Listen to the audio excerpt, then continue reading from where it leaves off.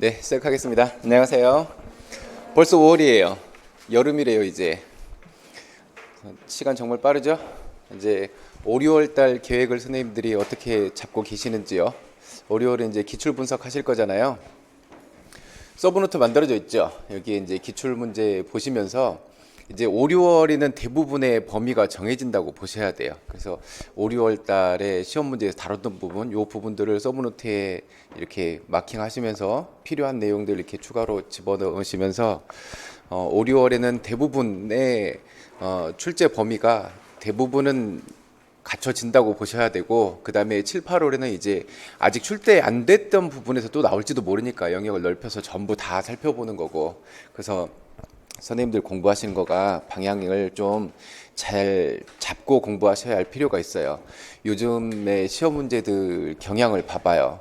지난번에도 말씀드렸지만 커트라인이 어때요? 1차 커트라인 점수가 계속 올라가고 있죠. 그게 교육학 때문에 올라간 것도 아니고 전공에서만 보더라도 이렇게 계속 올라가고 있잖아요. 그게 뭐냐면 어려운 문제, 숨겨진 문제를 내는 게 아니고 기출에서 충실하면 얼마든지 맞출 수 있는 그런 문제들이었었잖아요. 그러니까 선생님들도 공부를 하실 때 5, 6월 달 봐야 될 범위들이 이렇게 정해질 거예요. 그렇죠? 기출 문제로 다뤄졌던 부분들이 요 부분들이 있어요. 근데 우리가 공부했던 건 이렇잖아요. 기출 문제 나오든 안 나오든 원서에 있는 건 다 봤잖아요. 그렇죠? 그래서 5, 6월 달에 하셔야 될 일은 요 부분들 이렇게 보시면서 서브노트에다가 이네들이 이렇게 체크가 돼야 돼요. 이 부분이 출제된 부분이구나. 다음에 이렇게 출제될 수도 있구나. 이런 부분들을 체크를 하셔야 되고, 이제 우리가 이렇게 1, 2, 3, 4월에 이거 봤는데 여기에는 또 뭐가 있을까? 여기에 또 뭐 있지 않을까? 이렇게 찾아다니시는 공부는 이제 효율적이지 못해요. 요즘에 출제 경향을 보면 요 정도 충실하면 어느 정도 점수 충분히 맞을 수 있는 유형으로 변했어요. 이제 시험 문제가. 그래서 기본적으로 알고 가셔야 할 문제들이 정해져 있고, 그것 가지고 이제 누가 실수를 안 하느냐, 그 정도의 싸움이었어요. 그러니까 이런 식의 공부는 이제 맞지 않으니까 이렇게 밖으로 막 새로운 것을 찾아다니는 그런 공부 하지 마세요. 작년에도 보면 이렇게 자꾸 이렇게 새로운 것을 찾아다니기에 바쁘신 이런 분들하고 시간이 절대적으로 부족해서 공부를 못 하셨던 분이 있어요. 작년에 공부하신 분이 대학원을 작년에 마쳤어요. 그러니까 대학원 마쳤으니까 저기도 했어야 됐겠죠. 5월에 교생실습 나갔겠죠. 논문 준비했겠죠. 그 다음에 그 해에 심지어 결혼까지 하셨대요. 한 해에 얼마나 많은 것들을 했겠어요. 그럼에도 불구하고, 그러니까 이 선생님 전략은 저가 얘기하는 것, 요것만 충실히 잡겠다고 이렇게 목표로 잡고 공부했대요. 충분하다니까요. 그래도 근데 자꾸만 이렇게 새로운 것 찾아가는 것은 효율적이지 못하니까, 이 이야기는 제가 선생님들한테 이렇게 얘기하잖아요. 그러면 그래, 그렇게 하면 되겠구나라고 생각을 해요. 그리고 하룻밤만 지나죠? 그리고 다른 데서 누가 얘기하죠? 그럼 팔랑팔랑해요. 왜 그러냐면 수험생이니까 어쩔 수 없어요. 수험생이기 때문에 누가 뭐 이렇게 얘기한대 그러면 봐야 되는 거 아니야? 다른 사람도 다 알고 가는데 나 혼자 모르고 있는 것 같은데, 그래서 자꾸 파고 가요. 그러면 정말 중요하게 봐야 될 얘네들을 놓치는 실수를 한단 말이에요. 지금은 요 실수를 안 하면 되니까 방향을 그렇게 잡아요. 그래서 5, 6월에 다루는 내용들은 5, 6월에 문제로 다뤄지는, 제가 수업 시간에 이야기하는 이런 내용들은 한마디도 안 놓친다고 생각하셔야 돼요, 선생님들이. 그래서 요것만 다 잡고 이 안에서 나오는 문제는 절대 틀리면 안 된다라고 생각하시면 돼요. 방향 그렇게 잡고 가세요. 팔랑팔랑 별로 도움 안 돼요. 네, 그러면 이제 한 가지만 더 생각해 봐요. 전공 문제가 이제 이렇게 예전보다 상대적으로 쉬워져서 대부분 점수들이 이렇게 비슷비슷하게 나와. 그러면 이렇게 해석하시는 분이 있을 거예요. 작년에 혹은 지난 몇 년간 혹은 우리 형성평가 보면서 내가 이런 것들은 대부분 다 해결할 수 있었는데 뭐 좀 쉽게 가지 뭐, 이렇게 생각하시면 이렇게 해석하시는 분이 있을 거예요. 왜냐하면 뭐 전공 문제 조금 실수 안 하면 되지 뭐, 대충 어느 정도 다 하고 있어. 좀 편안하게 쉽게 준비해 보자라고 생각하시면 큰일 날 수도 있어요. 이게 쉬워졌다는 얘기는 상대적으로 어떻다는 얘기일까요? 2차에서 변별이 커질 수 있다는 얘기예요. 왜냐하면 1차에서 누구나 다 비슷비슷한 점수잖아요. 다 고만고만한 점수, 거기에 다 뭉쳐있는 그 점수 실수 하나 갖고 이렇게 왔다 갔다 했잖아요. 그러면 그 점수를 가지고 2차에 들어가면 별로 근소한 차이로 이렇게 1차 패스해서 오신 분들이 2차 가면 이제 실기 봐야 되죠. 수업 실현 지도안 해야 되죠. 면접해야 되죠. 요 배점도 100점이나 되잖아요. 그죠? 그러면 거기에서 차이 나는 이 점수들이 1차에서 이 조그만 차이보다 훨씬 더 크게 벌어질 수도 있어요. 그러니까 선생님들 준비는 지금 문제가 이렇게 상대적으로 옛날보다 쉬워졌으니까 이론은 조금 편하게 가자라고 생각하시면 안 돼요. 2차까지 한 번에 간다고 생각하셔야 돼요. 그래서 여기 이론에서 다뤄졌던 이 내용들에서는 실수 안 하자. 그 대신 2차에서 내가 남들보다 뭔가 나은 점수를 챙길 수 있어야 돼요. 그러려면 면접을 1차 끝나고 준비하면 부족하잖아요. 그렇죠? 그리고 면접 문제들은 대부분 선생님들이 1년 동안 교육학 공부하시는 거잖아요. 그거 녹여서 내는 거라서 교육학 공부를 소홀히 하고 계시면 안 돼요. 대부분 아마 그럴걸요. 교육학 어떻게 해요? 너무 많고 분량 너무 많고 해야 될 것도 너무 많고, 근데 문제는 딸랑 두세 개 물어볼 거란 말이에요. 그래서 이 많은 시간을 지금 이거 공부하면서 그렇죠. 이 이론 쭉 공부하면서 이렇게 힘들고 많은데 이게 나올까? 라는 생각을 하기 시작하면 공부할 게 없어요. 그래서 늘 고민이잖아요. 그래서 보다가 안 나올지도 모르는데 뭐 덥고 전공 볼까? 이래서 교육학 공부하는 시간이 훨씬 적어져 버리잖아요. 그죠? 그러면 이제 하반기로 넘어가고 이제 저 뒤쪽에 이제 시험이 임박해지면 어떤 현상이 일어나면요. 전공을 보고 있어. 근데 교육학 어떡하지? 그래서 이제 교육학을 챙겨보게 돼요. 교육학 하다 보니까 시간이 너무 많이 뺏겨. 그래서 다시 전공을 봐야 되고. 그래서 교육학이 되게 내 발목을 붙잡고 있어요. 너무 부담스러운 거야. 그래서 저 시험 볼 때도 그랬었어요. 저 시험 볼 때도 교육학이 얼마나 부담스러워요. 말씀드렸잖아요. 시험지 받기 전까지 손에 땀이 나가지고 닦아도 소용이 없더라고요. 그래서 교육학 공부를 소홀히 하고 가시면 안 돼요. 교육학도 좀 꼼꼼하게 보셔야 돼요. 그래서 필요하면 큰 틀에서 다루는 이런 이야기들이라면 교육학도 써보는 툴을 좀 만드세요. 그래서 내가 이 내용을 보고 내 말로 풀어낼 수 있는지, 말로 풀어낼 수 있으면 글로 쓰는 건 어려운 게 아니잖아요. 그래서 말로 풀어낼 수 있는지 이런 연습을 하셔서 이것이 2차에 가서 면접에 영향을 미칠 수 있을 거니까 교육학을 좀 더 꼼꼼하게 잡고 가시는 것. 그래서 옛날 사람들의 전략들은 그랬었죠.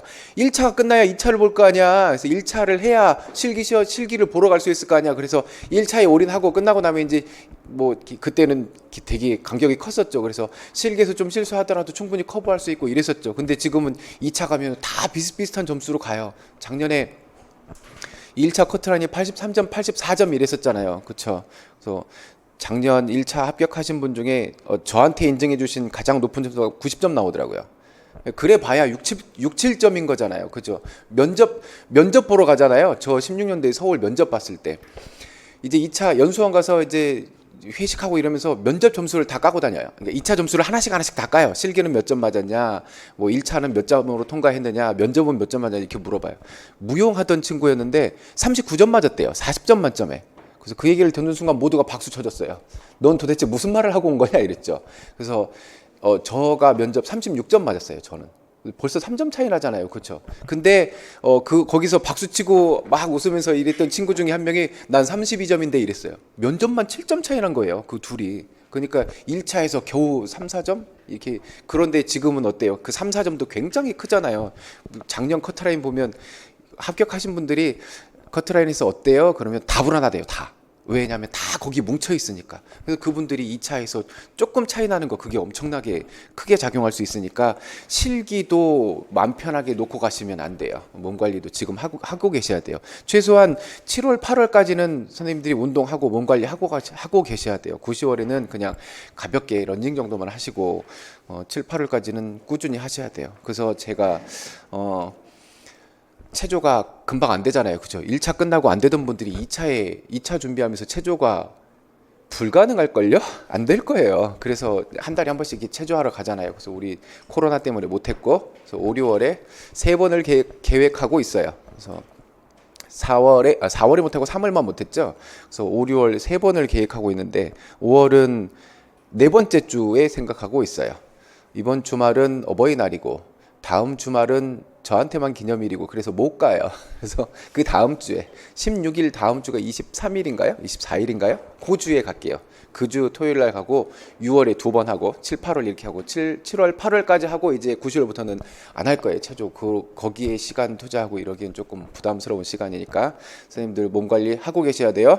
그래서 가끔 인근에 계신 분들은 이제 제가 보라매 공원으로 소집할 거예요. 그래서 달려요. 겁나 열심히. 그래서 인원이 많아지면 이어달리기를 할 생각이에요. 팀을 나눠서. 네. 거기 보라매 공원 봤더니 거기 트랙이 612m더라고요. 이렇게 해서 팀을 나눈 다음에 이어달리기를 할 거예요. 이어달리기의 방식은 매우 재밌게 해요. 한 바퀴씩. 한 바퀴씩. 한 바퀴씩 세 바퀴. 본인이 세 바퀴. 그러니까 내가 한 바퀴 뛰고 오고 내 파트너가 한 바퀴를 뛰잖아요. 그동안 난 쉬고 있는 거죠. 내 파트너가 오면 난 뛰는 거고, 내 파트너가 잘 뛰잖아요. 쉴 시간이 부족해요. 죽는 거죠. 여튼 네 재밌게 달려보도록 해요. 그리고 체조 연습할 때 우리 지난번에 제가 TAI 한번 해보겠다 그랬는데 제가 정신이 없어서 준비 못했어요. 그래서 지금은 해놨어요. 제가 파일을 다 만들어놨어요. 그래서 이제 요번 다음 주부터는 가셔서 우리가 TAI를 적용해서 노는 사람이 없도록 플로어가 놀고 있지 않도록 그렇게 할 계획이에요. 그리고 이제 5, 6월 달에 선생님들이 이 내용 다뤄야 될 거고, 그 다음에 7, 8월에 문제풀이 하실 거잖아요. 그러면 7, 8월까지 가죠. 그러면 선생님들이 대부분 지금 1월부터 형성평가 계속 풀고 오고 계셨잖아요. 그래서 대부분 선생님들 보면 형성평가를 대부분 이게 다 맞춰요 이제. 그래서 제가 작년에 그랬다 그랬죠. 모의고사 이렇게 보는데 점수가 너무 잘 나오는 거예요. 그래서 이분이 되게 모의고사를 너무 잘 보셔. 그래서 이분 공부 정말 열심히 해서 하실 수 있을 것 같아요. 그래서 그 사람 합격하겠네. 근데 한 가지 변수가 있었어요. 제가 뭘 우려했냐면 근데 초수라서 그게 뭐냐면, 초수라서가 뭐냐면 이런 환경에 놓여져 있지, 그 실전에 가서 그 문제를 만나는 그 환경에 놓여져 있지 않았기 때문에 나타날 수 있는 변수들이 되게 많거든요. 왜냐면 그 초수를 무시하는 게 아니고 경험이 없으니까 그 상황에 놓여서 이렇게 푼다는 게 장난이 아니에요. 그 압박감, 긴장감이 장난이 아니에요. 이제 선생님들 대부분 경험은 이렇게 해보셨겠지만, 내가 준비를 이만큼 하고 갔어. 근데 시험 보러 갔어. 여기에 있는 교실에 있는 이 사람들, 모든 사람들이 나의 경쟁자야. 심지어 아까 교문을 같이 통과했던 그 사람들이 다 경쟁자인 거야. 근데 이제 나는 열심히 생각하고 있고 이게 뭐지 고민하고 있는데 옆에서는 싹싹싹 하면서 계속 써내려가고 있지. 그 시간은 뒤에서 이제 자꾸 쫓아오고 있지. 이러면 그 긴장감을 정말 감당 못할 정도로 이렇게 심하게 압박을 받을 수도 있거든요. 그래서 초수만 아니라면 충분히 합격할 수 있을 건데, 근데 갔다가 이렇게 오시더니 그랬죠. 그렇게 공부 열심히 하셨던 분들이 한 분은 시험 보고 와서, 제 모의고사에서 대부분 나왔으니까 너무 반갑게 제가 시험 보고 와서 맞이했어요. 선생님 잘 봤지? 잘 봤잖아. 점수 되게 높을 것 같은데. 그랬더니 이렇게 비가 오고 있어요 얼굴에서. 그래서 왜 그래? 그랬더니 시험 문제를 보고 너무 당연한 게 이렇게 한 방에 딱 떠오르잖아요. 그래서 왜냐하면 모의고사에서 봤으니까 한 방에 딱 떠오르잖아요. 그래서 썼다가 이렇게 그었대요. 이렇게 중요한 시험을 보는데 이렇게 시험 문제가 나왔다고? 그럴 리가 없어. 긋고 다시 풀었대요. 다음 문제를 봤는데 또 답이 뚝 나오는 거여서 이럴 리가 없어. 다 뒤집어 놓고 왔대요, 다. 그래서 나중에 와서 이제 그 기출문제 풀이할 때 이렇게 해봤더니 되게 한숨을 계속 쉬고 있는 거예요. 선생님 왜 그래? 그럴 게 없잖아. 그럴 문제가 없잖아. 이랬더니 다 그랬대, 다. 문제를 다 만나는 문제마다 이렇게 쉽게 나왔을 리가 없어. 그래서 꽈서 다시 한번 생각해 볼까? 혼자 계속 끄고 있었대요. 그래서 어려운 답만 다 쓰고 왔대요. 그래서 그게 그 초수여서 겪는 그런 거일 수 있어요. 또 한 분은 답을 밀려 쓰고 오셨죠. 그런 것도 있더라고요. 그런 케이스도 생기더라고요. 정말 그랬어요. 그래서 이게 왜 그러냐면, 그러면 선생님들도 초수 처음에 공부하시는 선생님들도 이거를 극복하려면요 방법이 있어요. 이게 일단은 선생님들이 제가 형성평가로 내드리는 문제들 혹은 모의고사에 다루는 문제들 이렇게 7, 8월 문제 풀이 때 하는 얘기들 보면 선생님들이 지금 형성평가만 생각해봐요. 그러면 이제 계속 이걸 반복해 왔으니까 어때요? 뭐 물어보면 바로 나오잖아요. 그쵸? 이게 바로바로 나오죠. 이거는 됐어요. 이건 된 상황이야. 그러면 이걸 가지고 이렇게 물어볼 수도 있겠는데, 이렇게 물어볼 수도 있겠는데, 이 연습을 자꾸 하셔야 돼요. 그러려면 지금 여기 기본 이론에서 다루면서 형성평가로 했던 이네들이 완벽하게 잡혀 있어야 돼요. 그러면 이게 가능해요. 근데 시험 보기 전까지 이걸 지금 잡는데 급급해서 겨우겨우 잡았어. 그리고 불안해. 내가 인출이 안 되면 어떡하지? 이런 불안함을 갖고 딱 앉아요. 근데 시험 문제가 그런가요? 모의고사가? 그냥 이렇게 뭘 쓰시오 이런 식으로 묻지 않잖아요. 상황 속에서 내가 얘를 찾아내야 돼, 뽑아내야 되잖아요. 이 상황 속에서. 그래서 요것만 지금 집어넣기 급해 있는 상황에서 가서 보니까 안 찾아지는 거예요. 이게 연결이 안 되는 거예요. 그래서 지금 하셔야 될 일이 요 부분, 지금 기본적으로 다뤘던 이 내용, 또 5, 6월에 다뤄진 이 내용들을 선생님들이 이거는 자다가 물어봐도 내가 대답할 수 있을 정도로 선생님들이 완벽하게 입력하고 계셔야 돼요. 그래야 여유가 생겨서 다른 생각을 할 수가 있어요.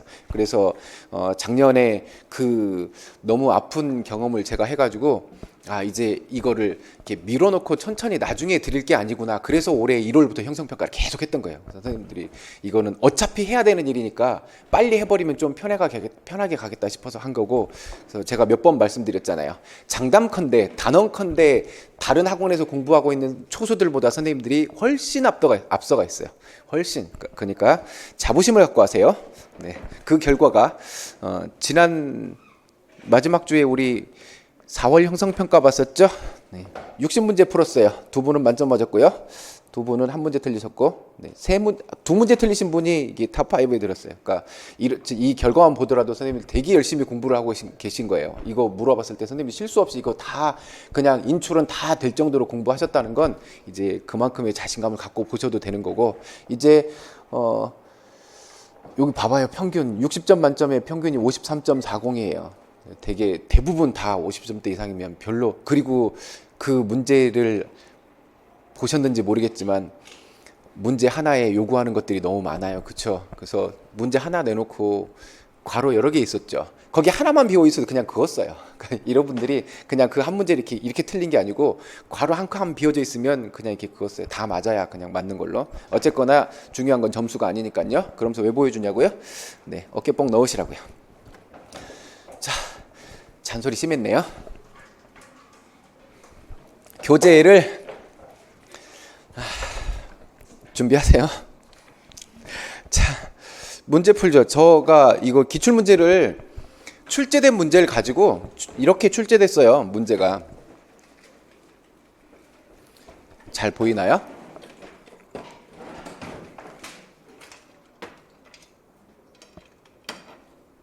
문제 보이죠? 저만 안 보이죠? 저만 눈부시죠? 네. 문제가 이렇게 출제됐어요. 근데 평가원에 문의를 해보니까 문제집을 만들 때 문제 그대로 쓰면 안 된대요. 그래서 바꿔놨어요. 이렇게 보시면 기출 변형 문제라고 이렇게 되어 있어요. 그래서 되게 꼼수 부렸어요. 이건 뭐 옳지 않은 걸 찾으라 그랬는데 여기는 뭐 그랬어요. 문제 보시면. 그래서 오늘은 저기 준비가 안 돼 있으시면 제가 문제를 이렇게 담아왔으니까 요거 보시고 이거 문제집 구하신 다음에 복습하는 차원에서 다시 풀어보셔도 괜찮아요. 그리고 대부분은 제가 1, 2월부터 얘기하고 문제로 풀어보고 얘기하고 문제로 풀어보고 그래서 전혀 생소한 문제들은 아닐 거예요. 좀 익숙해지셨을 거예요. 작년에는 1, 2, 3, 4월까지 안 다루고 5, 6월에 이렇게 문제를 드렸더니 선생님들이 처음에 이렇게 문제 만날 때는 되게 이제 신선해 하셨는데 뭐냐면 조금 허덕이시더라고요. 이게 접근이 좀 힘들어서. 그래서 좀 편하게 가실 거니까 별로 부담 없이 보셔도 돼요. 자, 과제 전달 방식 중 학습 단서에 대한 설명. 학습 단서가 뭐였죠? 학습 단서. 과제의 중요한 핵심적인 부분을 단어나 구로 연결해 놓은 게 단어나 구로 요약해 놓은 게 학습 단서였고 그 단서들을 과제의 순서에 맞게 배열해 놓은 것. 이게 뭐였죠? 요약 단서였죠.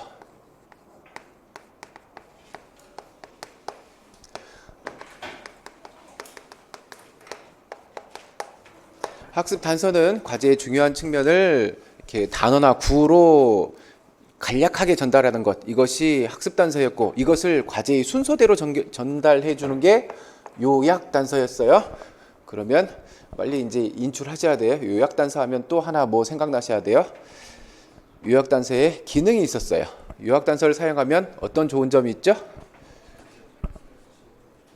동작의 전체적인 모습을 기억할 수 있다 그랬어요. 그렇죠? 전체적인 모습을 기억할 수 있다 그랬어요. 또 하나요. 네. 순서를 쉽게 기억할 수 있다 그랬고 교사 입장에서는요. 네, 관찰 단서를 제공해주고 또 피드백에 대한 단서를 제공해줄 수 있는 요약 단서의 기능이 있었어요. 봅시다. 학습 단서에 대한 설명으로 옳지 않은 것. 학습 단서를 올바르게 선택하기 위해서는 과제 내용을 이해해야 된다. 이건 공부 안 해서도 맞추겠죠? 네. 학습자의 연령이나 운동 수준에 따라 다른 종류의 학습 단서가 필요하다. 얘도 공부 안 해도 되겠죠? 하지 말자는 얘기 아니에요. 복잡한 과제에 관한 설명을 계열성 있게 조직하여 요약 단서로 제시할 수 있다. 얘가 뭐예요? 요거 기출 문제를 봤을 때는 이렇게 생각해 볼 수 있었겠죠. 그죠? 이렇게 계열성 있게 조직해 놓은 것 얘가 뭐니까요? 요약 단서니까요. 이렇게 물어봤어요. 그러면 여기서 또 한 걸음 나가면 이제 뭐 질문할 수 있어요? 요약 단서의 기능 세 가지를 물어볼 수 있어요. 찾아봐요. 순서 이해할 수 있었고 전체적인 모습.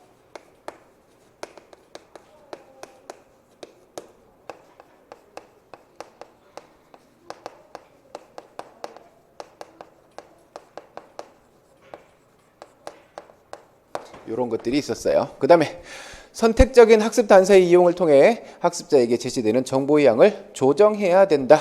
이런 것들도 공부하지 않아도 충분히 일반적인 이야기죠. 개방 기능 교수에 필요한 학습 단서의 선택은 동작 자체의 수행에 중점을 둬야 된다. 얘는 어때요? 개방 기능에 필요한 학습 단서는 어때요? 어떠해야 돼요?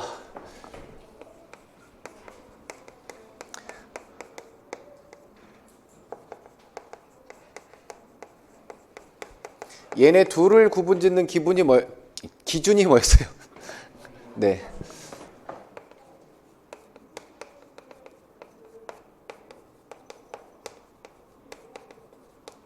환경의 변화 유무에 따라서 개방 기능과 폐쇄 기능으로 나눴어요. 개방 기능은 어떤 기능이에요? 환경적 조건이 어땠어요?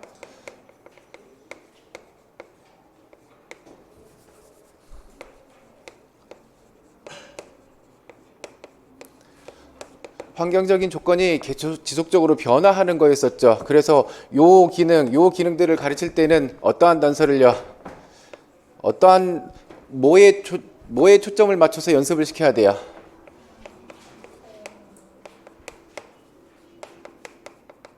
다양한 환경을 접해볼 수 있도록. 폐쇄 기능은요? 환경적 조건이 어땠어요?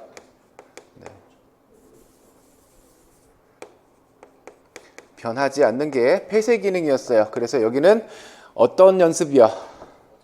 네.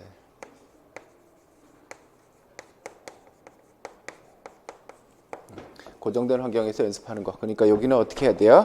동작 자체의 수행에 중점을 두는 건 어떤 기능이요? 폐쇄 기능. 그러니까 여기가 좀 잘못된 부분이죠.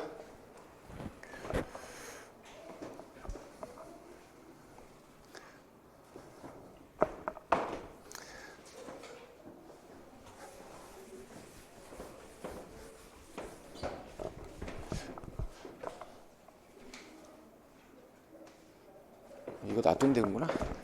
그래서 다음에 나온 문제가 있었죠. 16년도에 나온 문제예요. 다음은 유교사의 배구 수업에 대한 일화 기록지이다. 밑줄 친 기억에 해당하는 예방적 수업 운영 활동을 쓰고 니은과 같이 운동 기능이나 과제의 중요한 특징을 전달하기 위해서 사용하는 단어나 구를 일컫는 용어를 제시하시오. 요거 같죠? 2학년 일반 3교시 수업이 시작됐다. 유교사는 배구 3차시 오버핸드 패스 수업임을 알렸다.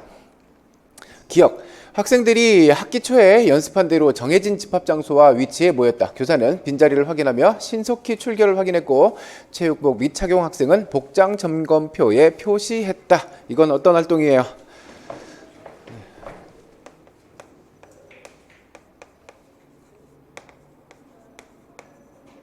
여기까지 써놓고 이렇게 고민하시는 분들이 많았었어요. 상규적 행동은 뭐예요? 수업에서 학생들이 이렇게 빈번하게 일어나는 이런 일들이 상규적 행동이었잖아요. 그리고 이러한 상규적 행동은 뭐 직접 지도와 관련된 시간이었어요. 무관한 시간이었어요. 무관한 시간이니까 상규적 행동에 이것이 일어나는 시간들은 어떻게 해야 된다 그랬어요? 줄여야 된다 그랬잖아요. 줄이는 방법이 뭐예요? 이렇게 해놓은 것이 요 모습이죠. 일일이 교사가 출석을 부르고 복장도 일일이 체크하고 이런 게 아니고 딱 정해진 자리를 보고 빈자리만 보고 출결 점검하는 시간 줄였고 복장 점검표도 학생들이 스스로 했으니까 이 시간들도 얼른 해결해 버렸죠. 그러니까 이 모습은 이렇게 해놓은 것이죠. 굳이 인명을 이야기하지 않았으니까 이건 쿠닌이 얘기한 거고 온스틴과 레빈이 얘기한 거는 뭐 있었어요? 이거다. 이분들이 얘기한 건 뭐 있었어요? 상교적 행동에 굳이 굳이 뭐 지원이냐 구조하냐 이렇게 얘기하지 않 인명을 이야기하지 않았다면 어떤 거 써도 관계 없겠죠. 그 다음에 니은 봐요. 교사는 네트를 사이에 두고 파트너와 오버핸드 패스하기라는 학습 과제를 제시하고 설명했다. 특히 손을 이마 위로 올리는 동작은 이마, 손을 삼각형으로 만드는 동작은 삼각, 공을 받는 동작은 당겨, 공을 내보낼 때 스냅을 사용하는 동작은 튕겨, 이렇게 설명했대요. 이런 것들이 뭐예요? 지금 이마, 손을 이마로 가져가야 돼. 손을 이마로 가져가야 돼요. 이마에서 토스를 해야 돼요. 이것을 길게 설명하지 않고 한 단어로 끝냈죠. 이마. 아, 그럼 이마를 가져가야 되는구나. 얘가 뭐예요? 학습 단서죠.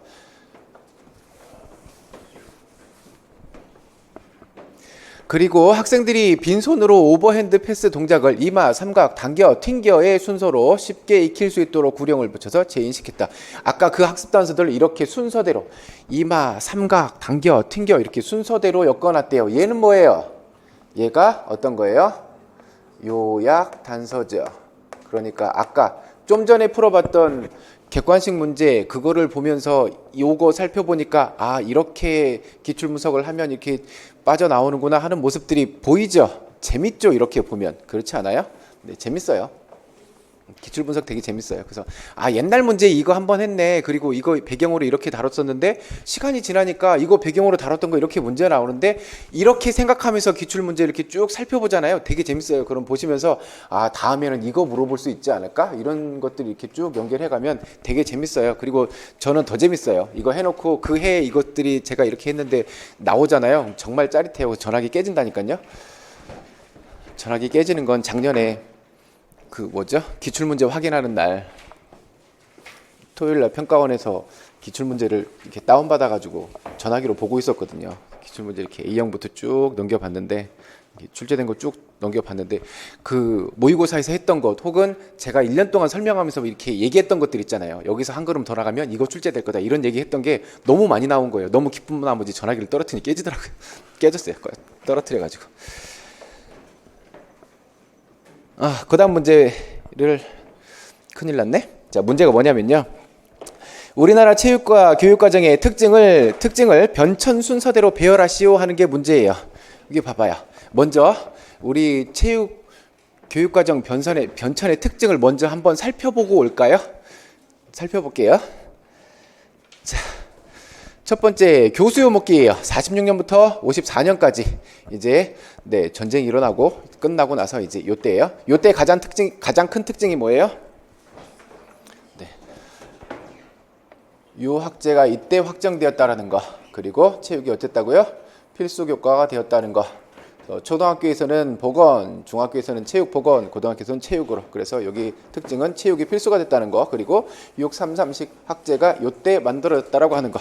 그다음 1차 교육과정 봐봐요. 1차 교육과정은 1954년부터 63년까지예요.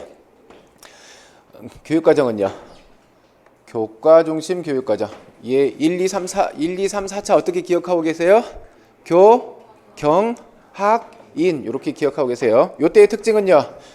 체육과의 명칭이 초등에서는 보건, 중등에서는 체육 이렇게 돼 있어요. 뭐 남녀별로 교육 내용 달리 대시했다 이런 것들이야 뭐 별로 중요하지 않은 부분들이고 제일 큰 건 어떤 거예요? 초등학교에서는 체육, 중등학교에서는 보건. 뭐라 그러는 거야? 초등학교에서는 보건, 중등학교에서는 체육 이렇게 불렸어요. 즉 이거를 그냥 글씨만 보지 마시고 초등학생들은 이제 우리가 신체 활동을 하고 우리가 지금 우리 머릿속에 있는 체육 활동을 할 때 애들은 뭐 했다는 얘기예요? 애들 시간표에 뭐라고 써 있었다는 얘기예요? 근데 보건이라고 써 있었다는 얘기예요. 그리고 중학교에 가면요 이제 체육이라고 쓰여져 있고요. 그랬다가 2차 교육과정 오면요 1964년부터 74년까지예요. 이때가 2차 교육과정이고 교 2차니까 경 그래서 경험중심 교육과정. 그리고 이때는요 체육과 명칭이 이제 체육으로 통일돼요. 초등학교에서도 체육, 중학교에서도 체육 이렇게 통일됐어요. 그래서 지금 아까 교수교목기에서는 어땠어요? 6334직 학제가 그때 확정이 되었었고 체육과가 필수로 되었었고 1차에서는요. 체육과에서는 초등에서는 보건, 중등에서는 체육. 그다음에 2차에서는요. 이제 명칭이 어땠어요? 체육으로 통일됐어요. 3차 교, 경, 학문 중심 교육과정이에요. 73년부터 81년까지요. 이제 선생님들이 슬슬 태어나기 안 태어나셨구나. 남녀별로 저만 태어났네요. 교육 내용을 달리 제시하고 있어요. 이것도 뭐 별로 아까 나이 추정하지 마세요. 학문 중심 교육과정의 특징인 나선형 교육과정의 조직 형태, 이 부분은 우리가 뭐 별로 생각하지 않아도 되잖아요. 왜냐하면 3차는 네, 학문 중심 교육과정이라는 것을 알고 있으니까. 이제 여기가 뭐가 나타나요? 순환운동과 질서운동, 얘가 내용체계로 등장하기 시작해요. 3차에서의 특징은요, 순환운동과 질서운동이 나타났어요. 4차 교육과정, 81년부터 87년까지가 4차 교육과정이고 인간중심 교육과정이에요. 드디어 이제 학교에 입학했네요. 움직임 교육과정이 도입됐고 학교별 교과 목표와 학년 목표로 구분해서 제시했고, 자, 어떤 거가 나요? 순환운동과 질서운동 삭제됐고, 평생 스포츠, 야외활동 새롭게 등장해요. 평생 스포츠가 등장해요. 4차에.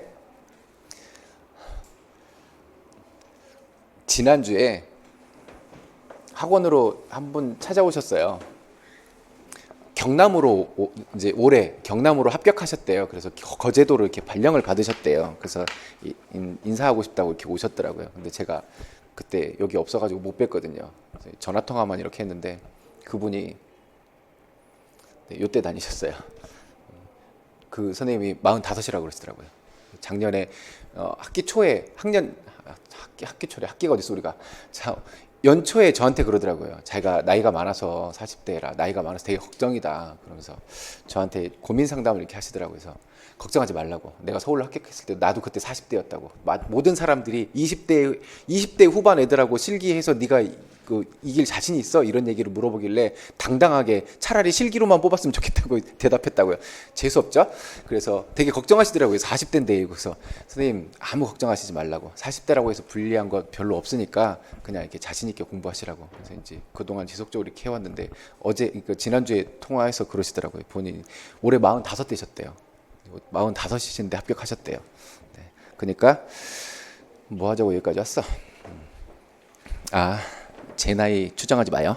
그 다음에 5차 교육과정 87년부터 92년까지예요. 통합교육과정. 그리고 뭐예요? 교과 목표가 어떻게 됐어요? 이제 심동인지 정의적 영역으로 구분해놨어요. 이때의 특징이 5차 교육과정에서요.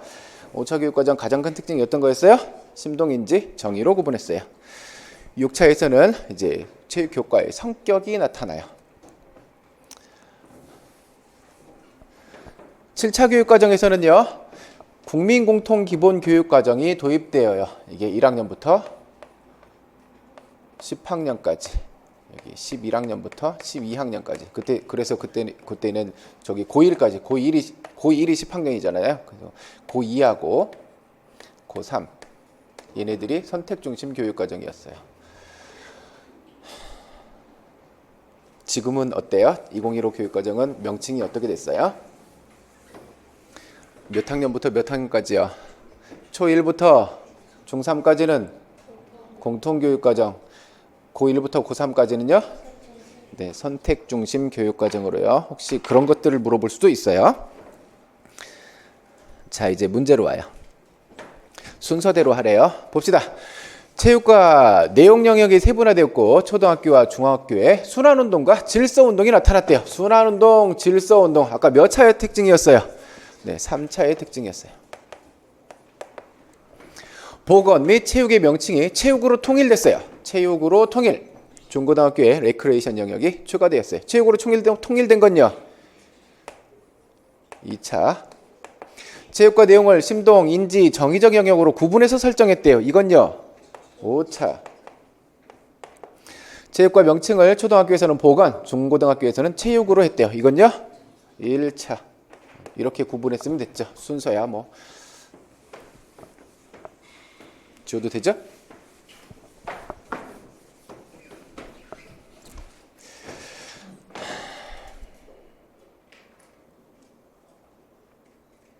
자, 다음 그림과 같은 수업 조직 방법에 대한 설명으로 가장 적절한 것.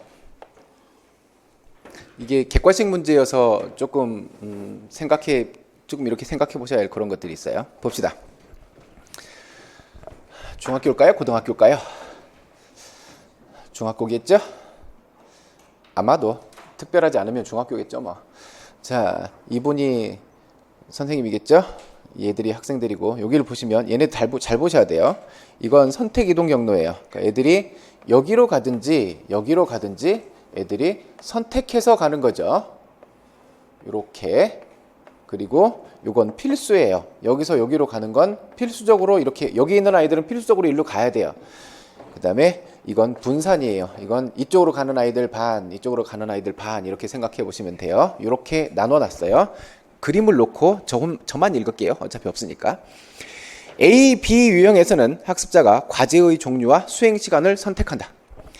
A, B에서는 학생들이 과제의 종류 그리고 수행 시간도 선택한대요. 어때요? 수행 시간에 대한 이야기는 별로 안 나와 있죠. 수행 시간은 본인이 선택하거나 안 하거나 그럴 수 있다고 쳐요. 과제의 종류를 봐요.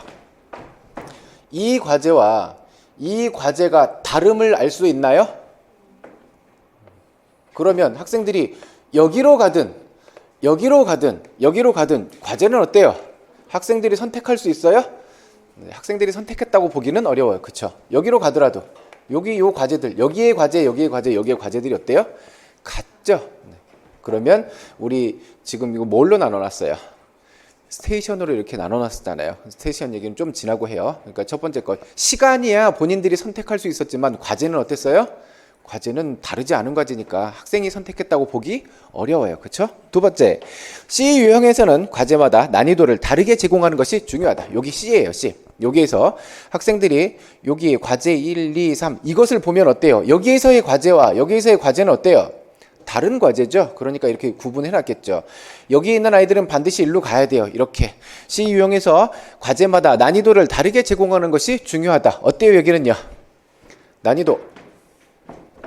자, 여기서는 하의 난이도, 여기서는 중의 난이도, 여기서는 상의 난이도 이렇게 난이도를 구성해 놨다고 생각해 봐요. 그러면 아이들이 여기에서는 어떤 아이들 몇 명은 여기에서 시작할 거고 어떤 아이들은요 여기에서 시작할 거고 어떤 아이들은 여기서 시작하겠죠. 여기에 있던 아이들이 이 과제를 마친 다음에 이 과제로 와요. 그리고 두 번째 다음 난이도의 과제를 해요. 여기를 끝나고 나면 여기의 난이도로 반드시 가야 돼요. 왜냐하면 필수 이동 경로니까요. 그렇죠? 이렇게 되면 어떤 문제가 생겨날 수 있을까요? 네. 이 아이들의 입장에서 보면 쉬운 난이도부터 해왔으니까 요거 하고 조금 더 어려운 거 하고 조금 더 어려운 거 하고 이렇게 별 문제가 안 돼요. 요 아이들 생각해봐요. 처음부터 최상의 난이도를 만났어요. 이런 아이들에게는 문제가 생겨나 버릴 수도 있죠. 그래서 이렇게 구성을 해버리면 이렇게 스테이션을 놓고 순환을 시켰는데 과제의 난이도가 이렇게 다르면 어떤 문제가 나타나냐면요. 과제 진척의 문제가 나타날 수 있어요. 즉 과제 진척이 뭐예요? 예정된 순서대로 이렇게 밟고 넘어가야 돼. 근데 이렇게 간 아이들에게는 너무 어려운 과제를 처음부터 만났기 때문에 이거 해결이 안 되는 거예요. 낮은 난이도부터 이렇게 천천히 해왔으면 충분히 넘어갈 텐데 이게 가능할 텐데 이렇게 줘버리면 이런 문제가 나타날 수 있어요. 그래서 만약에 다음 문제에 이런 형태의 구성을 놓고 여기에서 나타날 수 있는 문제를 서술하시오라고 하면 선생님들 뭐라고 서술해 주실 거예요? 네, 과제 진척의 문제가 나타날 수 있다. 이렇게 하면 정말 경제적으로 서술해 주신 거고 그렇지 않으면요. 이제 말이 좀 길어지겠죠? 네, 가장 높은 난이도의 과제를 먼저 선택한 아이들은 과제를 완수하기 어려워진다. 뭐 이렇게 되게 좀 복잡해지겠죠? 그래서 요거를 써놓으시면 좀 편하겠죠. 과제 진척의 문제가 나타날 수 있다. 이거면 끝나요.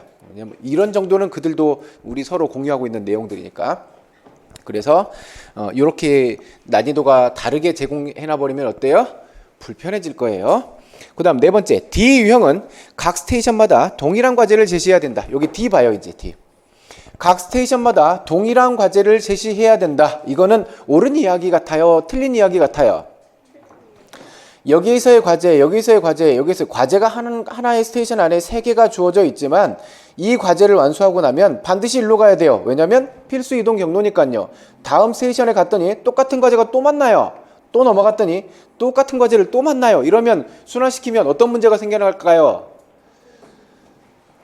요 스테이션 놔두고 이렇게 했대요. 그리고 각 스테이션의 과제가 똑같대요. 이랬을 때 나타날 수 있는 문제를 서술해봐요.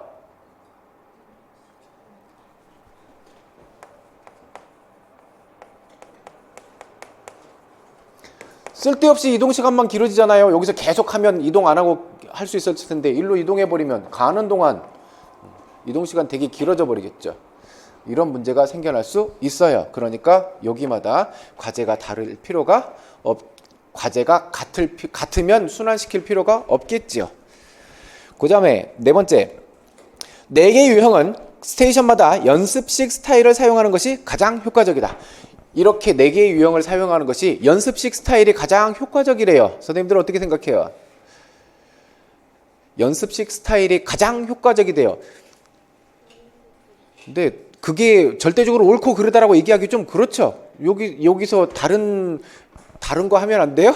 그렇죠. 다른 스타일 적용해도 별 문제 없잖아요. 그래서 아까 제가 말씀드렸던 거 처음에 문제 여기 뭐 있었어요? 가장 적절한 거 이렇게 찾으라 그랬잖아요. 굳이 연습식이 아니더라도 이걸 뭐 예를 들어서 작업용으로 한다든지 이래도 별 문제 안 되잖아요. 굳이 연습형이라고 못 박아 놓을 필요는 없죠. 그 다음에 5번째, 4개의 유형은 학생 수의 적정성, 시간 및 공간의 효율성 등에 초점을 둔 것이다. 어때요? 네, 얘가 가장 옳은 이야기죠. 즉 이렇게 스테이션을 다양하게 구성해서 아이들에게 이렇게 연습을 시키면 어떻다는 얘기예요? 학생들이 연습할 수 있는 공간 또 연습할 수 있는 시간 이런 것들에 대한 효율성, 적정성을 확보하기가 용이하다라고 볼 수 있겠죠. 그러면 이렇게 스테이션을 구성해 놓은 것 보면 하나 떠오르는 게 있을 거예요. 스테이션 구성 4가지 있었어요. 네, 단일 스테이션에 단일 과제 있었어요. 얘는 어떤 형태예요? 단일 스테이션에 단일 과제. 스테이션 여기에서의 스테이션, 여기에서의 스테이션, 요 스테이션이 같다는 거예요? 다르다는 거예요? 같아요. 여기나 같아요. 그래서 어때요? 스테이션이 싱글이에요. 과제는요. 이제 이 유형을 보시면 안 되죠. 여기 싱글 과제는 어떤 거예요? 스테이션 안에 과제가 몇 개란 얘기예요? 하나밖에 없다는 얘기예요. 그러니까 이거는 이 유형은 이 스테이션 안에 과제가 몇 개 있어요? 3개 있죠. 그러니까 이건 멀티 과제인 거예요. 얘는 스테이션도 동일하고 얘도 같아요. 그러면 저것처럼 그림으로 그려보자면 어떤 형태 될까요? 뭐 이런 식이 되겠죠. 얘가 이제 굳이 스테이션 1, 2, 3 이렇게 얘기할 필요도 없겠죠. 여기서 스테이션 1, 여기도 스테이션 1 잃어버리면 스테이션도 다 똑같고 과제도 스테이션 안에 하나인 이런 형태가 될 거고, 두 번째는요. 단일 스테이션에 과제가 몇 개예요? 여러 가지인 거예요. 스테이션마다 환경은 같아요. 그 안에 있는 과제는요. 이렇게 스테이션 안에서의 과제는 여러 가지가 주어져 있어요. 또 하나요. 이제 스테이션이 멀티예요. 그리고 과제가 동일하는 거예요. 스테이션은 다른데 이거죠.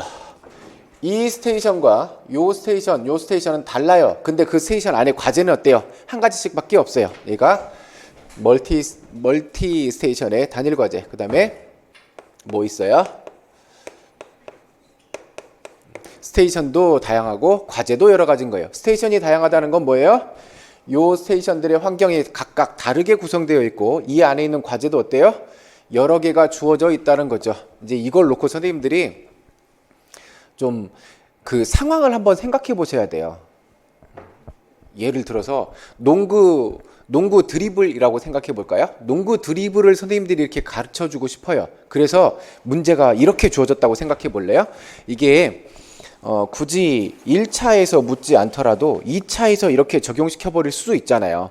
농구 드리블 과제를 하는데 자, 요렇게 스테이션을 구성하래요.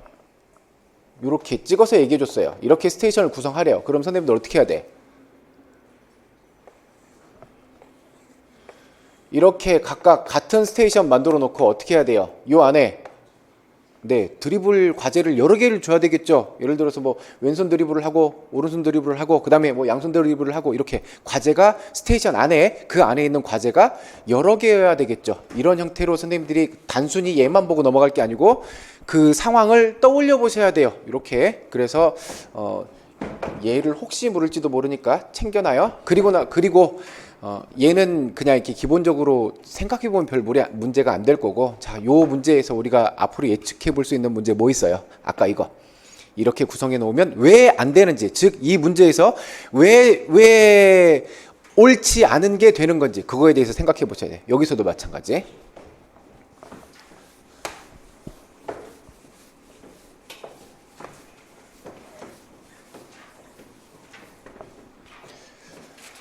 다음 문제 봐요. 협동학습 모형을 적용한 교수 전략으로 옳지 않은 것. 협동학습 모형. 공부해야 될 게 엄청 많죠? 협동학습 모형. 자, 얼른 떠올려요. 협동학습 모형에 대해서 쭉 떠올려 봐요. 됐어요? 봅시다. 모든 팀에게 동일한 학습 과제와 연습 시간을 주며 팀 점수는 팀원의 개별 점수를 합해서 만든다. 협동학습 모형에 우리 몇 가지 전략들이 있었어요. 얘기해 봐요.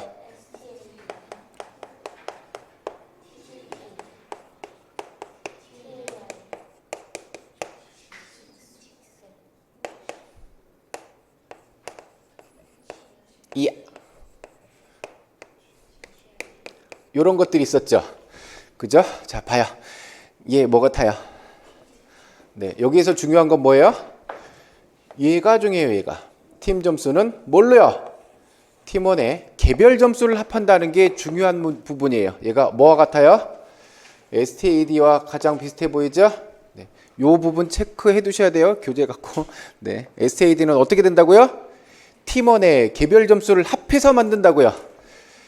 팀원들의 개별 점수를 어떤다고요? 합한다고요. 이 부분까지 보셔야지. 이게 거꾸로 얘기하면 뭐예요? 팀원들의 개인 점수 발표한다는 얘기예요? 안 한다는 얘기예요? 팀원들의 개인 점수는 발표하지 않는다는 거예요. 만약에 이 부분 가지고 다시 이야기하고 싶으면 STAD를 모형을 적용해서 어떤 과제를 아이들에게 협동학습 모형으로 이렇게 전략을 펼쳐서 할 거예요. 그러다가 어떻게 했어요? 이제 점수 발표할 때 각 팀원들의 개별 점수를 땅땅 이렇게 발표해놔요. 그래서 아까 우리 뭐 이렇게 탑5 하는 것처럼 이렇게 점수 잘 받은 사람이 이렇게 공개를 한대요. 개인 점수를 공개했대요. 이렇게. 그래놓고 요 협동학습 모형 잘못 적용하고 있는 부분을 찾아서 수정하시오. 그러면 요 부분을 찾으셔야 돼요. 어떻게 된 거예요? 팀원들의 개별 점수를 합해서 팀 점수가 산출된다라는 거예요. 팀원들의 개인 점수는 발표하지 않아요. 그 다음 두 번째. 각 팀에서 1, 2, 3, 4등 점수를 받은 학생은 다른 팀의 같은 등수인 학생의 점수와 비교한다. 어때요? 네, TGT의 모습이 보이죠? TGT 적용시키면 기능 수준이 매우 낮은 아이에게 뭔가 장점이 있었어요. 뭐가 있어요? 네, 내가 우리 팀에서는 내가 내 실력이 가장 낮지만 어때요? 우리 팀을 위해서 나도 할 수 있는 일이 있죠. 어떤 거가요? 다른 팀에 나와 같은 등수만 내가 이기면 되니까. 이런 이점이 있었어요. 그 부분까지 생각하셔야 돼요. 그 다음에 팀원은 스스로 또는 다른 팀원의 도움을 받으면서 과제를 연습하고 다른 팀원이 과제 수행 결과를 평가한다. 뭐 같아요? 요거 같죠? 네. 다음 주에 체조를 하시고 나면 이걸 하고 나면 이 문제가 나오면 절대 안 틀리실 거예요. 네. 이게 어떤 형태였죠? 이렇게 다양한 과제들이 이렇게 쭉 기준들 이렇게 열거된 다음에 이 과제를 놓고 어때요? 우리 팀원들이 평가하든지 혹은 다른 팀원들이 평가하든지 과제 완수했는지 이렇게 체크해 보는 거예요. 그래서 혹시 그 체조하러 안 가시는 분들도 생길 거니까 제가 어떻게 만들었냐면 과제들을 이렇게 했어요. 과제 앞구르기. 그래서 기준 앞구르기에 어떠한 조건을 충족해야 된다. 그리고 수행 여부. 그래서 통과했으면 동그라미를 하면 되는 거고요. 이렇게 빈칸을 쭉 비워놨어요. 이 부분 이렇게. 그래서 이 과제 통과하면 동그라미, 다음 과제 통과하면 동그라미 이렇게 되겠죠. 그러면 이 팀원들의 이런 얘가 전부 다 모아지면 이 팀에서는 동그라미 숫자가 몇 개, 다른 팀에서는 동그라미 숫자 몇 개 이렇게 비교해 보면 되겠죠. 그러면 그 팀원들이 가진 동그라미 숫자를 가지고 우리 팀 점수가 될 거니까 우리 팀원들은 어떻게 해야 돼요? 누군가가 어떤 기능이 좀 부족해. 그럼 어떻게 해야 돼요? 서로 도와줘야 되겠죠. 이렇게. 그다음에 이런 과제도 이렇게 뭐까지 해놨냐면 앞구르기, 뭐 다리 벌려 앞구르기, 무릎 펴고 앞구르기, 핸드스프링, 앞공중 이런 것까지 다 넣어놨어. 혹시 모르잖아요. 그죠? 다 해놨어. 과제를 몇 개 해놨더라? 15개인가 20개인가 해놨어요. 재밌을 거예요. 아니, 많이 해놔야 선생님들이 안 게으르지 않게 서로 협동할 거 아니에요. 그래서 그거 해보시면 그 문제가 만약에 시험 문제 나오면 유후.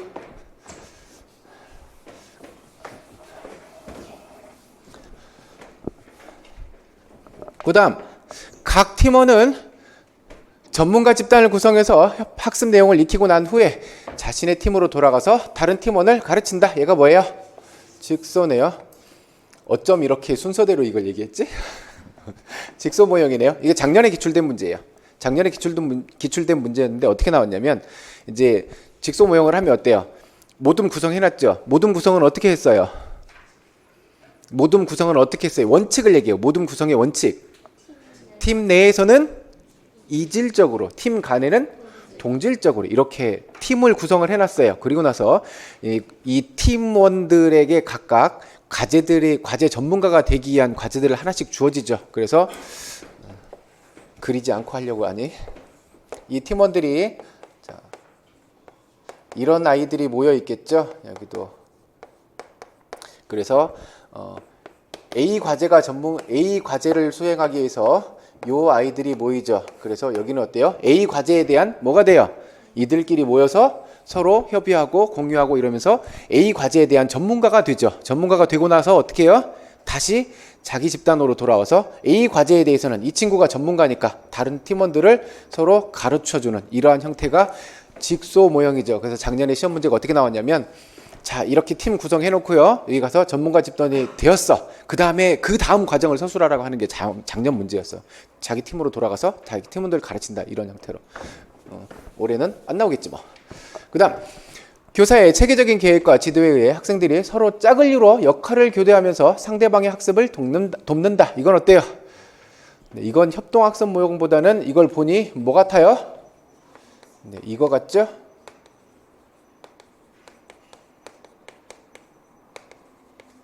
요거 같죠? 상호학습형 스타일의 모습을 설명하고 있는 것 같죠? 그래서 상호학습형 스타일에서 그 상호학습형 스타일에 대한 뭐 오해라 그랬나? 그러면서 그런 얘기를 한번 나누죠. 상호학습형 스타일은 뭐 하지 말란 얘기였어요? 이렇게 자기 짝과 협동하라는 게 아니라고요. 상호학습형 스타일은 서로 협동하는 게 아니라고요. 이게 무슨 의미예요? 둘씩 짝지어져서 지금 과제를 하게 이렇게 내뒀잖아요. 상호학습형 스타일 혹은 수업 모형에서는요. 어떤 모형이었어요?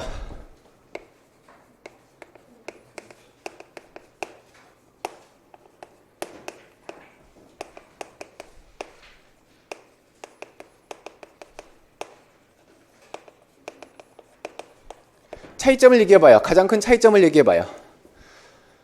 상호학습형 스타일과 동료교수 모형의 가장 큰 차이점이요. 이것도 기출문제인데? 기출문제 이렇게 문장으로 나왔던 부분이에요. 빨리 대답해 주셔야 돼. 동료교수 모형과 상호학습형 스타일의 가장 큰 차이.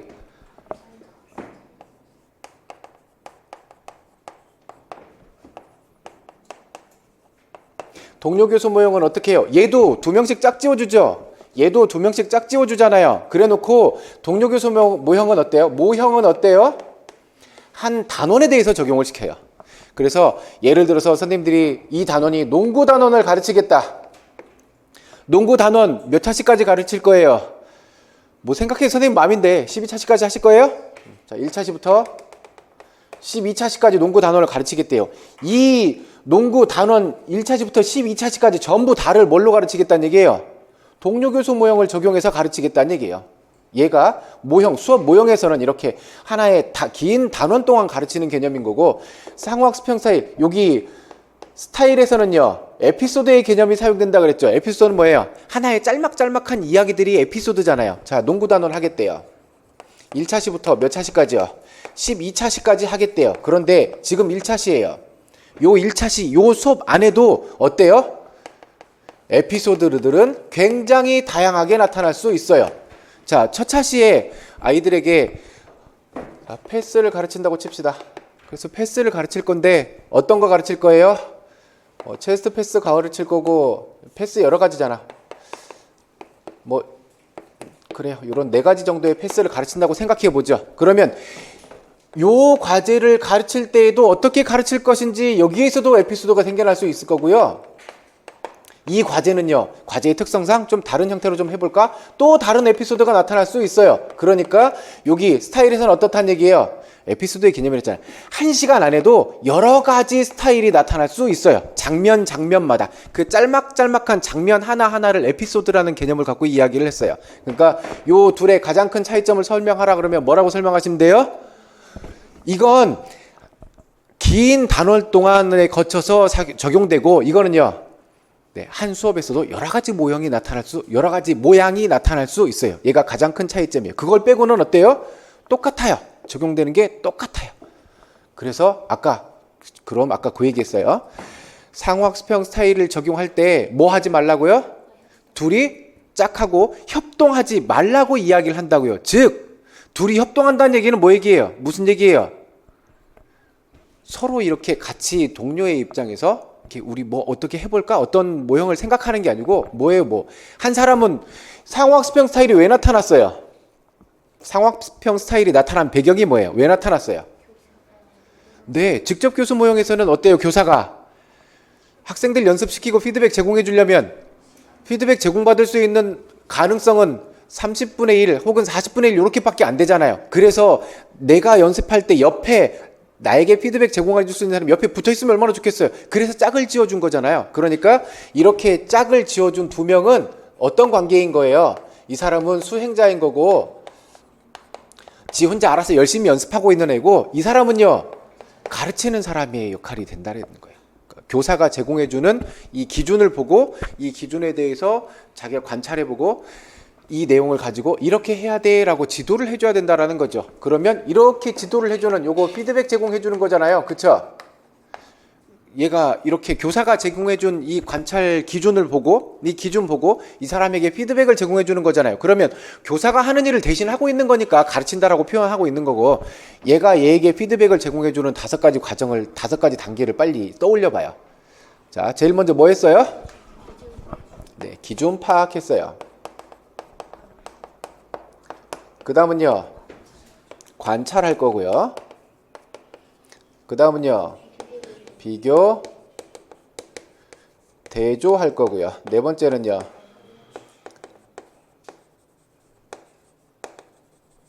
그리고 다섯 번째는요 피드백 제공해 줬죠.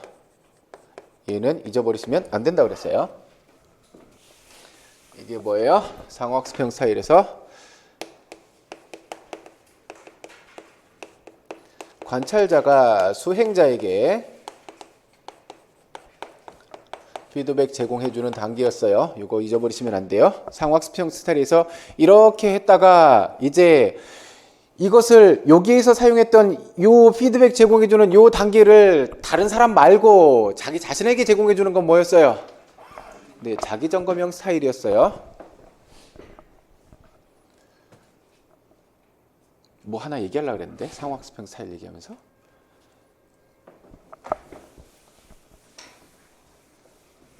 생각나면 할게요.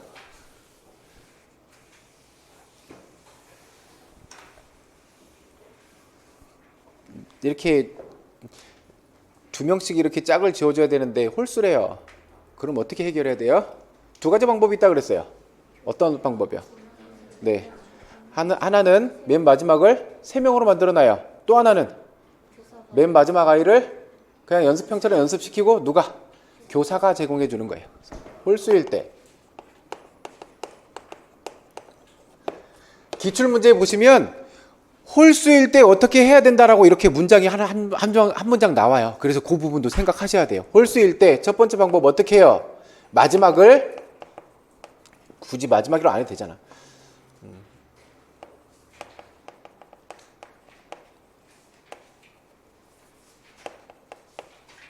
3명으로 구성하거나 그렇지 않으면요 1인을 연습형으로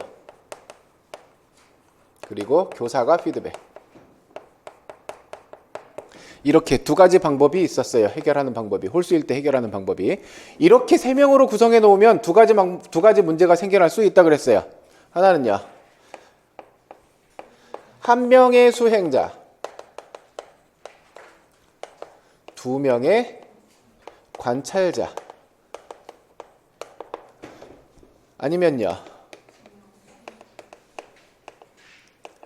2명의 수행자 그리고 1명의 관찰자 결국 3명이니까 3명으로 구성해버리면 이렇게 하거나 둘 중에 하나의 모습이 보여지겠죠. 그죠? 단지 여기만 생각해 보실 게 아니라 이거 가지고 이제 선생님 서술해야죠. 이렇게 3명으로 구성해놨어요. 홀수였어. 그래서 얘네들을 3명으로 구성해놨어요. 그랬을 때 나타날 수 있는 문제를 선생님 이제 서술을 해야죠. 뭐라고요? 자, 이런 상황이에요. 어떤 문제가 생겨날 수 있어요?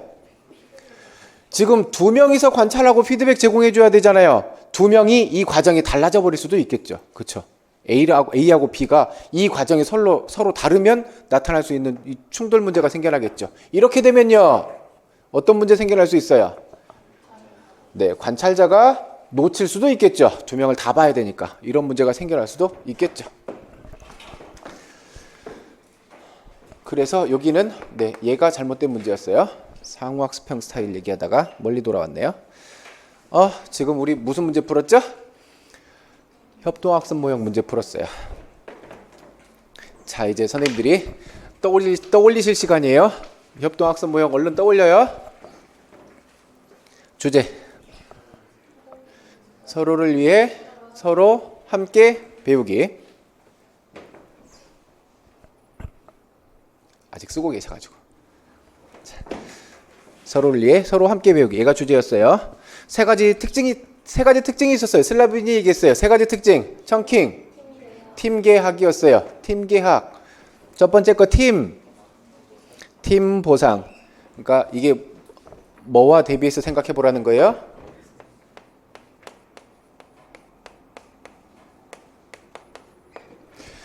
이런 문제를 생각해 보셔야 돼요. 협동학습 모형을 쭉 적용시켜요. 그래서 학습 과정 아니라 이거를 쭉 관찰 일지든지 이걸 쭉 보여줘. 그래 놓고 제일 잘한 아이에게 어떤 보상을 해줬대요. 이렇게. 혹은 뭐 개인 점수를 발표해서 박수를 치게 했다든지 그런 것들도 개인 보상으로 작용할 수 있잖아요. 이런 부분들을 보여줘 놓고 자, 슬라빈이 얘기한 세 가지 특징 중에 협동학습 모형의 세 가지 특징 중에 잘못 적용되고 있는 부분을 찾아서 쓰고 네, 그 명칭을 써라 이럴 수도 있어요. 그래서 네, 어떤 근거로 요 슬라빈이 얘기한 세 가지 특성을 근거로 잘못된 부분을 찾아서 수정하시오 이렇게 얘기할 수도 있어요. 그럼 어떤 얘기 해주시면 돼요? 아까 그 모습 보였으면 네, 팀 보상의 개념을 반드시 쓰셔야 될 거고 그러니까 선생님들이 찾아서 쓰는 요 문제에 뭐가 있어야 돼요? 반드시 여기에 이분이 이야기한 세 가지 특징 요거에 근거해서 쓰라고 했으니까 반드시 이 안에는 어떤 단어가 들어가 있어야 돼요? 네, 이게 들어가 있어야 될 거예요. 얘가 없으면 잘못하면 점수를 반만 줄지도 몰라요. 팀 보상을 해야 되는데 어떻게 했다고요? 여기서는 개인 보상이 있으니까 잘못되었다 이렇게 얘기를 해주셔야 될 거죠. 두 번째 개인은요. 개인의 책무성. 개인의 책무성은요. 각자 본인들이 우리 팀을 위해서 뭔가 공헌할 수 있는 부분들에 대한 이야기를 해줘야 되겠죠. 세 번째 학습 성공에 대한 평등한 기회 제공. 이거 잊어보시면 안 돼요. 절대 까먹으시면 안 돼요. 출제되기도 했었고 언제고 다시 다른 상황 연출해놓고 물어볼 수 있는 가능성이 매우 높으니까 절대 까먹으시면 안 돼요. 청킹이 뭐였어요? 팀 계약이에요. 협동학습 모형에서 선생님들이 이렇게 외워야 될 게 많아요. 좀 많아요. 3, 4, 5, 6 굉장히 많아요. 세 가지 특성은 슬라빈이 얘기한 거 세 가지 특성이 뭐라고요? 팀계학. 슬라빈이 3개 얘기했어요. 그 다음에 4가지 지도 목표가 있어요. 저거 청킹, 협, 긍, 자, 성. 협은요. 학생세의 협동적인 협력 학습의 증진. 두 번째 긍은요. 긍정적인 팀 관계 동료. 자, 학생의 자아 존중감 개발. 성, 학업 성취력 향상. 이 부분 잘 봐요. 협동학습 모형을 왜 적용시켰어요?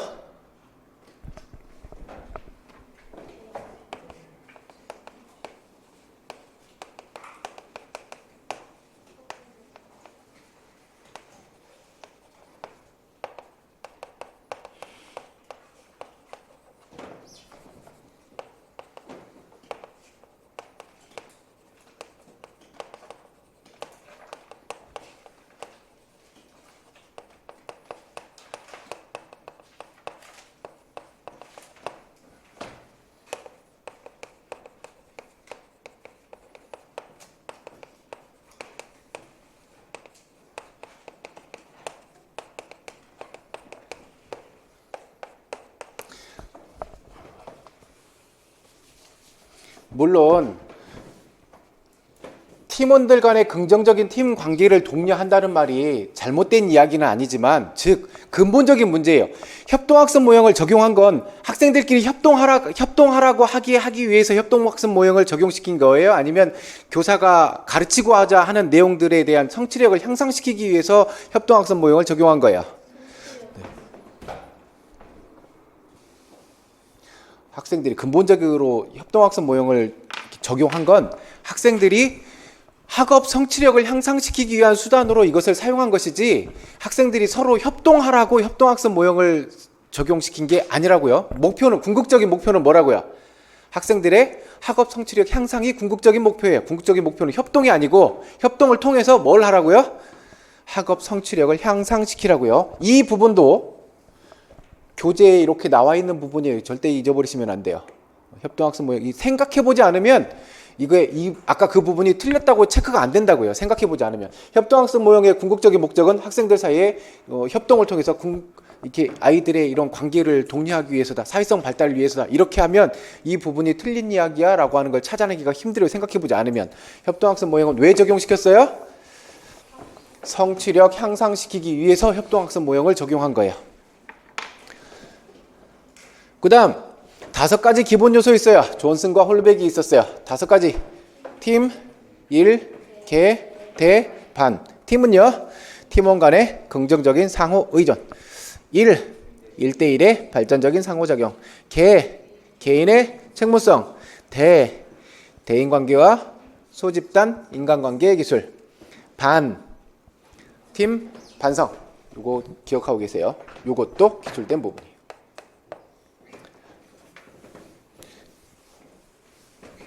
아까 얘기했던 거 슬라빈은 뭐였어요? 슬라빈 3가지 특성을 얘기했어요. 엘린 힐케는요 4가지 지도 목표를 얘기했어요. 존슨 홀루백은요 5가지 요소를 얘기했어요. 자, 모형 자체의 본질과 독특성을 제공하는 6개의 절차적인 요인을 구서가 얘기했어요. 6개를요. 개사격의 팅팅 그랬어요. 개인의 책무성. 사회성 발달에 대한 외제적 관심. 좀 늦게 놀라야지. 격려자로서의 교사. 의도적인 팀 구성. 자, 의도적인 팀 구성. 얘가 어떻게 하라는 얘기였어요? 아까 구체적으로. 내는 어떻게 해요? 이질적으로. 집단 간에는요 동질적으로. 이렇게 구성해야 되는 얘가 의도적인 팀 구성. 얘를 기출문제로 물어본 적이 있어요. 그러니까 잊어버리시면 안 돼요. 이거를 생각 없이 이렇게 쭉 읽으면 그냥 쑥 넘어가요. 협동학습 모형 적용하려고 이렇게 애들 이렇게 나눠놨네. 기출문제에 뭐 나왔냐면요. 얘기는 되겠지 뭐. 애들을 팀을 이렇게 구성할 건데 귀찮으니까 교사가 어땠어요? 출석 번호대로 1번부터 몇 번까지 1조, 2번부터 몇 번까지 2조, 몇 번까지 3조 이렇게 팀을 나눠놔 버렸어. 그래 놓고 애들 나눠놓고 나중에 TGT를 적용시켜요. 자, 요걸 지키지 못한 거죠. 집단 내에서는 이질적으로. 그래야 어떠니까요? 집단 안에 잘하는 아이 못하는 아이 이렇게 섞여 있으면 어때요? 네, 잘하는 아이가 못하는 아이 가르쳐주기도 하고 이렇게 서로 협동이 일어나겠죠. 또 집단 간에 동질적으로 해야 되는 거는요. 나중에 팀 간의 경쟁을 독려하기 위해서 집단 간에는 동질적으로. 팀 상호작용의 연속성. 팀원 간의 상호 의존 관계. 학습 영역간 우선순위. 얼렁 떠올려요. 학습 영역간 우선순위. 바로 안 따라온 이유가 이거죠. 둘로 나눠서 생각해 보셔야 돼요. 자, 심동적 영역이 우선이래요. 1순위는 심동, 정의, 그리고 3순위가 인지적 영역이 우선이면요. 1순위는 정의, 인지일 거고 3순위가 심동일 거고요. 학습 선호도. 레이커먼과 그라샤가 학습 선호도를 얘기했어요. 요 분들이 얘기해놨어요. 구분하는 기준 3가지 얼른 떠올려요. 뭐를 기준으로요? 자, 교사나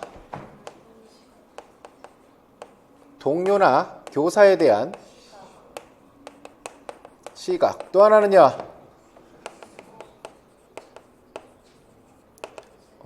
얘기해줘요. 저는 저기 아바타 할 거예요. 또는요? 또 하나는?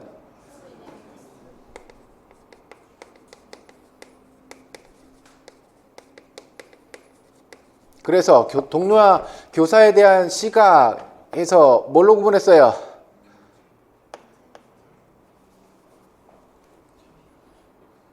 빨리 떠올려요. 네.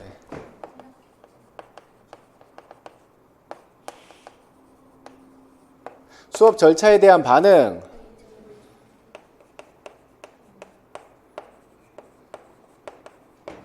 학습에 대한 태도.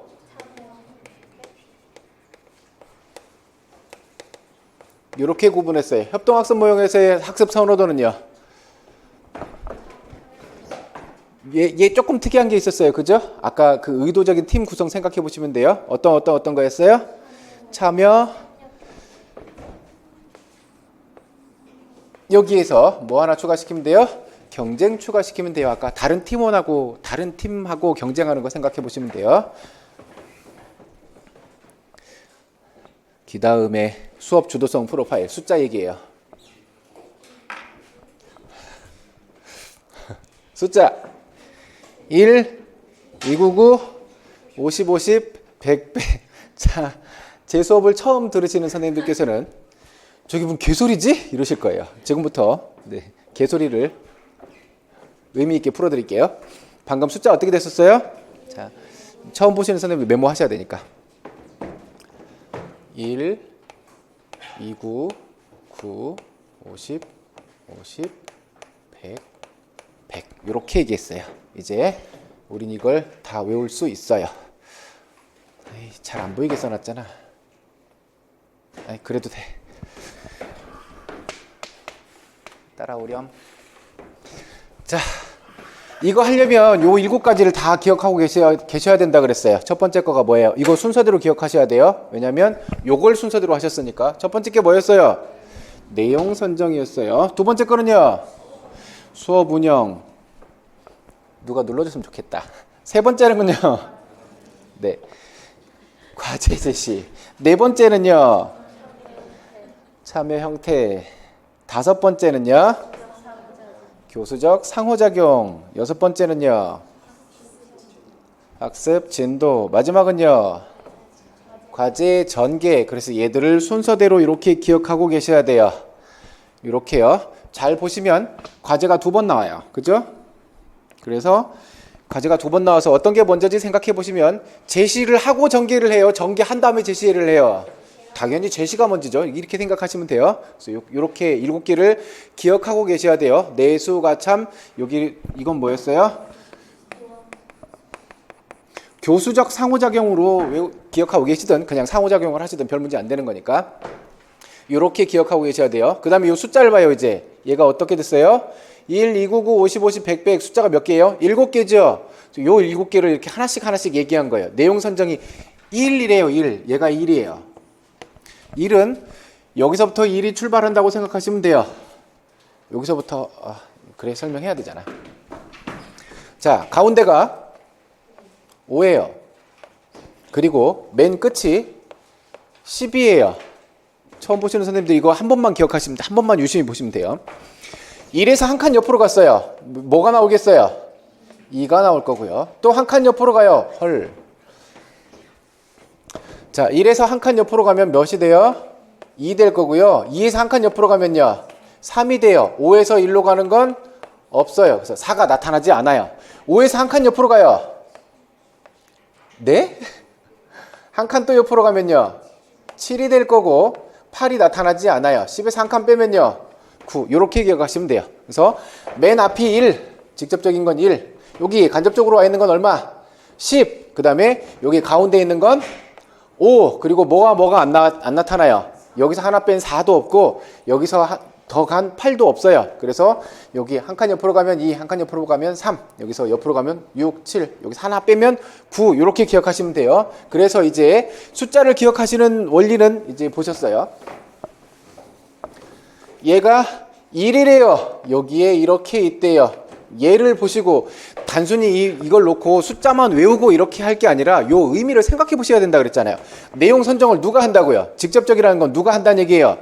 교사가 선정한다는 얘기예요. 그 다음에 수업 운영을 봐요. 수업 운영은 어디에 있어요? 한 칸 옆으로 갔으니까 2죠. 여기서 한 칸 앞으로 왔어요. 그럼 몇이에요? 9예요. 그래서 29라고 본 거예요. 얘가 1, 얘가 2, 9. 두 개가 나타나니까 2, 9로 본 거예요. 29로.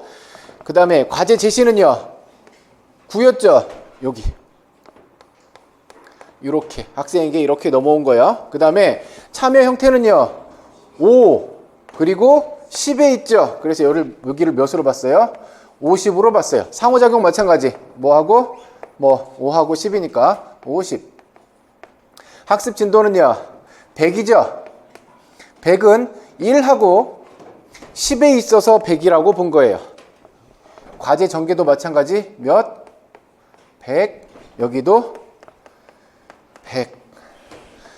이렇게 8가지 모형을 가지고 숫자로 붙여서 얘네들을 다 기억하고 계실 거예요. 기억하고 있죠? 외우고 있죠? 얘네를 이거 하나를 이렇게 8가지 모형을 놓고 외워버리잖아요. 해결할 수 있는 문제가 너무 많아요. 그래서 단순히 문제에서 우리 시부레를 가서 선생님들이 직접 실전 문제로 만나보실 문제가 이런 형태가 아닐 거란 말이에요. 이런 형태로 나와주면 고마운데, 예를 들어서 여기 하나를 탁 비워놓고 얘가 뭔지 쓰세요 이런 식으로 나오면 참 고마울 건데 그렇게 안 나올 수 있어요. 얘를 해석해야 되는 이런 형태의 문제가 주어질 수 있단 말이에요. 그래놓고 협동학습 모형 딱 주어놓고 내용 선정은 교사회에서 직접적으로 한다 이랬을 때 여기에 물음표가 찍혀요 안 찍혀요? 안 찍히죠. 우리는 다 외웠는데 요걸 가지고 단순히 외운 걸로 끝내면 안 되고요. 뭐 꺼내셔야 된다고요? 얘들의 이 숫자들 여기에 나와 있는 이 의미를 선생님들이 생각하셔야 된다는 얘기예요. 자, 과제 전개가 100이래요. 1에 있거나 여기에 있대요. 교사가 이러이러한 다음 과제를 전개시켜줘요. 그러면 이건 얘가 A의 모습이 될 거고, 이제 자기네 팀 내에서 자기네들끼리 이렇게 과제를 해가는 모습은 이 모습이 보여지겠죠. 그러니까 교사가 제공해주는 모습, 아니면 학생들끼리 이렇게 하는 모습, 이런 모습들을 요것을 외운 걸 가지고 생각해내셔야 돼요. 좀 이따가 제가 테스트를 하나 할 거예요. 틀리기만 해봐. 다 외웠어요? 네. 이거 수업 주도성 프로파일 결정하는 7가지 기준이 뭐였어요? 교수가참 교학과라든지 내수가참 교학과 혹은 교수가참 상학과. 알아서 기억하고 계세요. 잠깐만 쉬었다 갈게요.